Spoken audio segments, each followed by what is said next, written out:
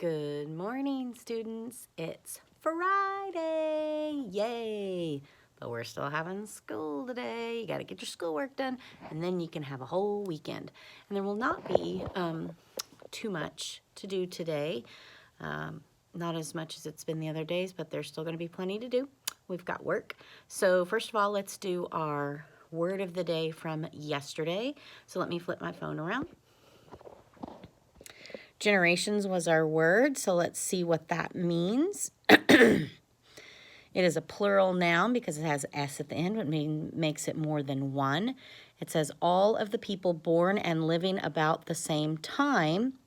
So my sentence is, we had 4 generations of family members in our Christmas pictures.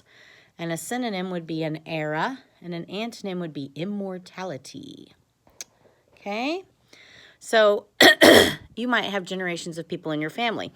In my family right now, we have 3 generations because I have my mom and then me and then my son Colton. So that would be 3 generations of people. We're all born in a different time period, and we all grew up with different things and the world that we lived in at that time. Like, you guys make fun of, like, things that you say, oh, that's old, like the 80s. That's when I grew up. So that was my time period, and my mom's time period was the 50s and the 60s. So that's just when you're growing up. So right now, you're in 2020. Ugh. I don't know. I think I'll be making fun of you. I think I'm going to like the 80s better than the 2020. Anyway, let me give you your next word for today. Okay. Elite. So this is an elite pair of shoes right here. So our word is elite. So write that in your language arts reading interactive notebook there. Okay. All right, so that's our word of the day. It's elite. And what we're going to be doing is in your orange book or your paper copies, that was your Satchel Paige story. That's what we read this week. It was about an African-American baseball player, and it talked about his life and the things he had to deal with, not being able in the early part of his career when he was so good that he had to play only in the Negro Leagues, and he could not play with the white baseball players, and they couldn't stay at certain hotels, and they couldn't eat at certain places, couldn't ride trains. So that was what your story was about, and we've talked about that a little in Google Classroom and some things. So today we've been doing our Satchel Paige packet, and our skill this week was sequential order. So we did our baseballs, which were 5 important events from your story in sequential order. Then yesterday you wrote a story, the day I hit a home run out of the park. And that is also sequential order because you're telling how something happens. And it could have been a fictional story or non-fictional. If you've really done that, then it would be your real story. And if you haven't ever hit one out of the park, well, then you could have made one up, I told you. So you have 2 pages in your Satchel Paige packet today, but they're good ones and they're easy. So this one right here, it says 10 interesting facts about Satchel Paige. So you're going to use your technology at your home to come up with 10 interesting facts about Satchel Paige. Now, remember, we've talked about what interesting means. Saying he was a baseball player, we already know that, okay? That's not interesting. You need to tell me something interesting, like if you wanted to use Satchel Paige was called Satchel because he carried suitcases at the train station when he was a boy. That would be an interesting fact. And you can look at, there's facts in your story you can use too. You don't have to just look them up online. They're in your book too. But you can do it either way. So you got your facts. So write those in a sentence. And there's only 10. And then this one is about Jackie Robinson, who is another famous African-American baseball player. You'll like that. There's a little tiny story right there to read. And then you're going to take the events that happen in that little story about Jackie Robinson. And down at the bottom, there's a timeline. See that? And they did the first one for you. You're going to put the events in this little story up here in order on a timeline. Remember, I told you how dates put things in order, or someone's life. That's also sequential order. You're going to put those things in order about Jackie Robinson. Okay? And then you'll be all done with your Satchel Paige packet. And when it's all finished today, you can stick it back in your purple pocket so you do not lose that. So that is your reading for today. So you need to do your word elite, and then you need to do your 2 pages in your Satchel page packet. And if you didn't get the other pages finished, you can finish those too. Now, some of you watched the video that is on Google Classroom that said Veterans Day. Some of you have not, so you probably don't know what this paper is. So I'm just going to remind you, watch that video, and then do your Veterans Day paper. Okay, just a little simple reminder. Okay, now I'm going to put you right here. So let me see if I can see you. Oh, yep, okay.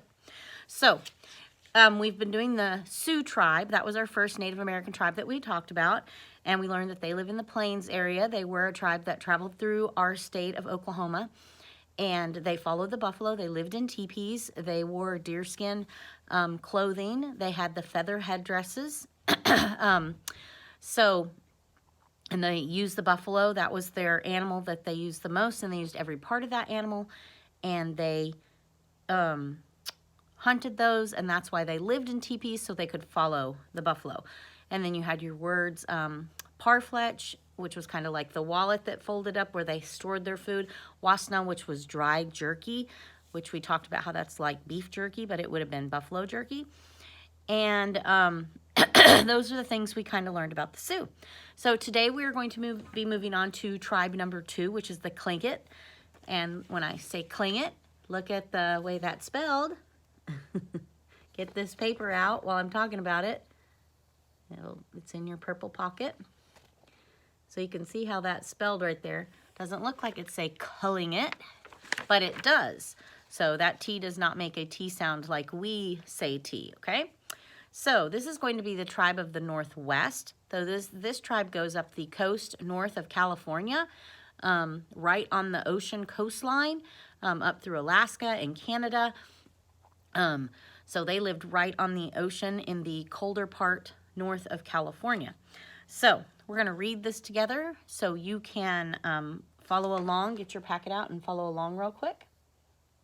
And you can see they're wearing kind of different clothing than the other tribe was. This is clothing you probably haven't seen before.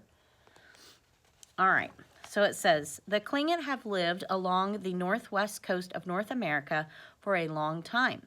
This area includes Alaska and Canada. The Tlingit lived near forests, rivers, and the Pacific Ocean. They traveled in canoes to trade fish, shells, furs, carvings, and woven blankets. So they live right on the ocean. Okay, turn the page. The Tlingit wore animal skin pants, leather aprons, and skin blankets. Men and women wore nose rings and earrings. Some Tlingit people pierced their lower lips and wore tattoos. The Tlingit had special clothing that they wore to feast called potlatches. At potlatches, the Tlingit wore carved masks, potlatch hats, dancing dresses, and robes called chilkit robes. And that's what that funky hat was in the front page. That's a potlatch hat. And something about the potlatch parties that I'll tell you, and this is in your notes later, but I'm going to tell you, is when you went to a potlatch party and you were the person hosting the party, when people came to your party, you gave away all your goods at your house and gave it to the people that came to your party. Instead of like we do, when we go to a party, we usually bring a gift to the party. When you go to their parties, they gave their things to you. So they did the reverse. So some of you might not have been very good Tlingit Indians because I don't think that you would like to give your things away. All right, next paragraph. A fish called salmon was the most important food for the Tlingit. In the early spring, millions of salmon swam from the ocean to the rivers to lay their eggs. The Tlingit called this the salmon run. During a salmon run, a family could catch more than 1,000 pounds of salmon.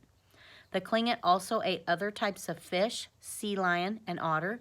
They gathered clams and mussels from the shores. They hunted goat, deer, elk, and bear in the forest.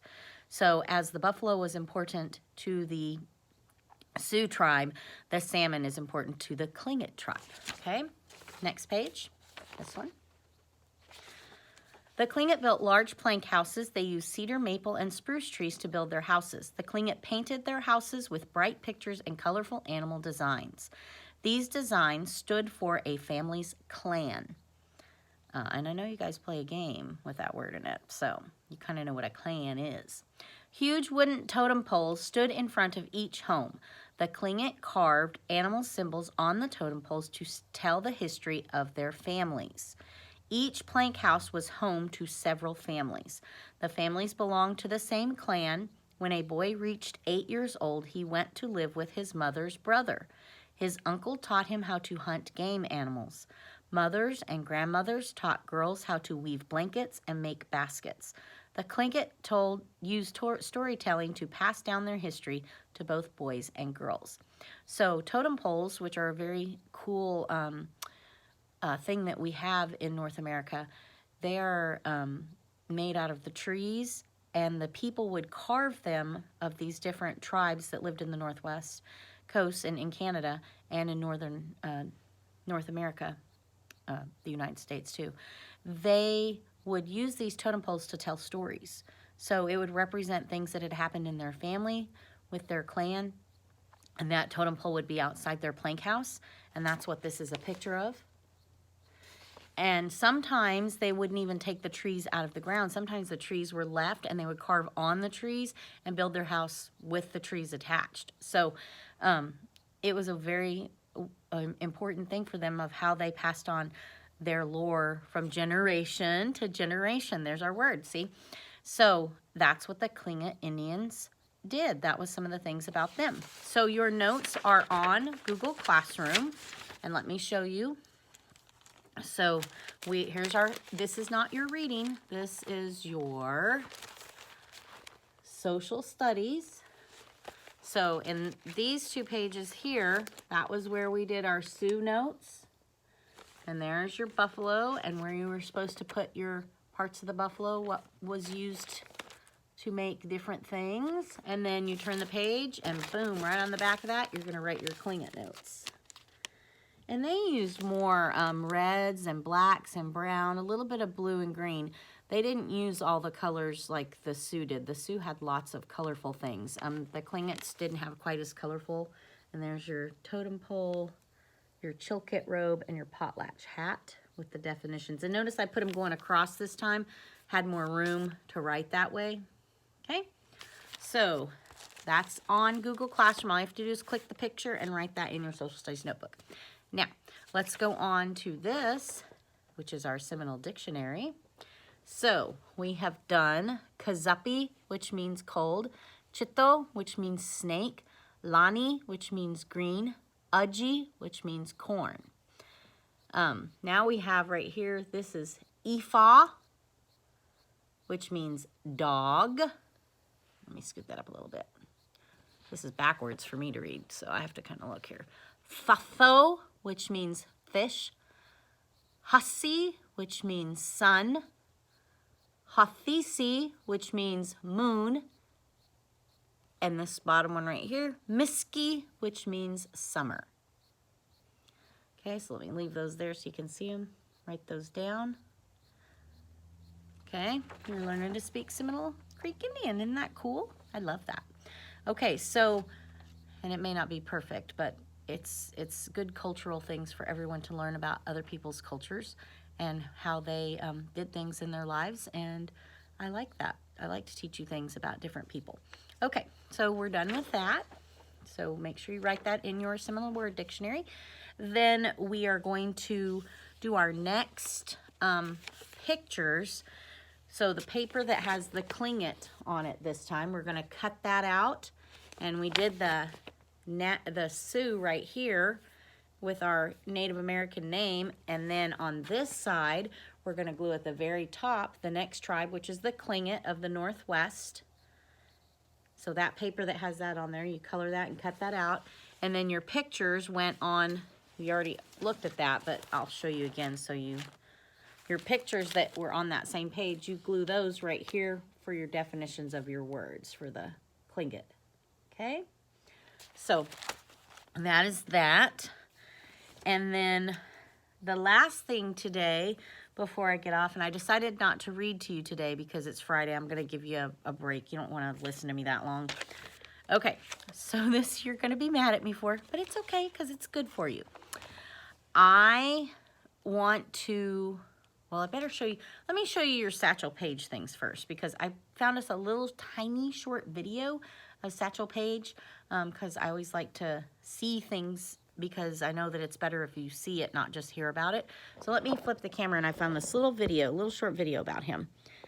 Let me blow it up here. It's only like 40 seconds, so you'll be all right. You can watch it. Okay, let me get this going here. Okay, there we go. Leroy Satchel Paige was a legendary storyteller and one of the most entertaining pitchers in baseball history. A tall, lanky fireballer, he was arguably the Negro League's hardest thrower, most colorful character, and greatest game. Look at those feet. In the 1930s, the well-traveled pitcher barnstormed around the continent, baffling hitters with creatively named pitches, such as the bat dodger and the hesitation pitch. In 1948, he was sold to Cleveland on his 42nd birthday, becoming the oldest rookie in Major League history and helping the Indians win the pennant.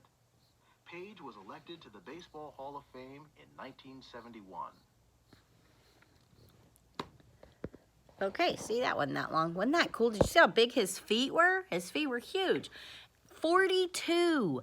Usually nowadays, people when they're 42, they're retired, except for Tom Brady. But I mean, you know, normal people are usually retired by then. So think how he still helped the Indians win the pennant that year as a 42-year-old rookie.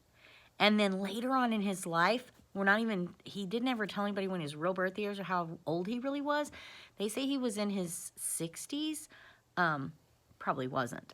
But that he got called in and they hired him to pitch one game. And he helped them win that one game. So I'm just saying, like, that is amazing. Think how good he would have been if he would have gotten to play with those young people. Because usually when you enter, you're between, 18, 22-ish. And he was 42 and striking people out. So I can't even imagine what that would have been like him to play in the Major League Baseball and be in his prime like everyone else. That would have just been amazing. So you should get online and research him. There's a lot of good videos about him on there, things that you can watch about that. Okay, so now for your punishment. It's not really a punishment. It's good for you. Okay, so because it's November, I always like to talk about being grateful and being thankful. We say those words, but sometimes we don't really mean them. I think that in America we have a lot of really nice things that people all around the world do not get to have on a day-to-day basis. And we take some of those things for granted, and we take for granted that we live in a place where we have a lot of freedom.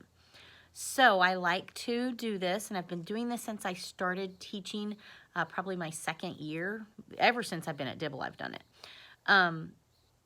You are going to have to choose something this week. And we're starting today. We're going to give it up tomorrow, but today's the choice day. You need to pick something that you really enjoy, something you really like. Now, let me give you some examples, and you can just be mad, and I don't care. Video games, television, music, beds, chairs, pop, your cell phone. Those are things I'm talking about. Okay, I'm not talking about taking a bath. You got to take a bath. I'm not talking about your toothbrush. That's not good for you. Okay, we're not going to do that much. But luxury items is what I like to call them. Something we could live without, but in America we don't live without them, but we could. Okay, so they're a luxury item. They're a want, not a need. So I want you to choose something to give up. You're going to give it up. You're going to get this little thing out here. It says Thinking Thankful Thoughts Journal. Okay, and inside that there were little strips, and they have numbers on them. And you glue one on each page. So day 1, day 2, day 3, on the front and back of each page. 4, 5. Sorry, it's kind of stuck together. There we go. And 6 and 7. Because we're going to do this for 7 days. And every day there's a writing prompt on here, and that's what we're going to be doing. We're going to be writing in our journal every day in complete sentences, at least to the second circle, about how that day made you feel. So you're going to start writing today, even though it's really going to start tomorrow. You can write on Sunday instead of tomorrow, but there is what today's look like. And it says, today I will be giving up blank. Explain how this will make you feel. Okay, so that's 2 sentences already. You say, I'm going to be giving up whatever, period. Then this is how it will make me feel, and talk about it, okay? Hold on. For fixing the TV. Okay, so anyway, okay, so I'm going to tell you what I'm giving up, so I don't ever make you do it if I don't do it, okay? So I'm going to be giving up entertainment social media. And what I mean by that is, obviously I have to still use my technology. I have to use Snapchat to talk to other teachers and to the cheerleaders and things like that. And I'm not going to not tell people happy birthday on Facebook if it's their birthday, but I'm not going to look at Facebook, like scroll through. I'm not going to look at TikTok. I'm not going to look at Instagram. I'm not going to look at Pinterest. All 4 of those, none of those. I'm not going to get to look at any of them. That is what I'm giving up, okay? So pretty much all of my social media accounts that I watch for entertainment values or watch for ideas for school, my home, all those kinds of things. So I'm giving all of that up for a whole week starting tomorrow. So I want you to choose something that you really enjoy and try to give that up for a week, because I want you to see how thankful you are when you get it back, because there's so many people around the world that do not have the nice things that we have, do not have luxury items that we have. And I'm not saying they have to be expensive things. They're just things that we take for granted because we live somewhere where we can have them, and we don't know what it would feel like to live somewhere else where you can't have basic things like food, okay? So this is a good experiment, and this is called the Thankful Experiment. So we're going to do that today, and yes, I've already typed that on Google Classroom, and your parents are going to look at it. So you have to talk to your parents when they get home, if they're at work today, or talk to them now if they're at home while you're watching this video, and you have to discuss what you are going to give up. And then in your social studies today, that's where your picture for your Tlingit notes are.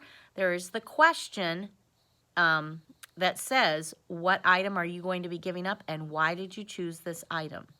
And the reason I chose to give up all those social media things is because I spend probably too much time on that. And I love to read, and I think that if I give that up, I will read more, which I read a lot this summer. I read a lot of books, and it would also give me some time to get up and do other things instead of sit in my chair and scroll through stuff and watch videos and all that kind of stuff. Oh yeah, and I won't be able to watch YouTube, but I'll video on here, and you have to watch this YouTube. But anyway, so that's why I'm going to pick it. That it makes sense. It's something that I probably spend too much time on, that really, if I gave it up, it's a luxury. I don't have to have it. I could live without it.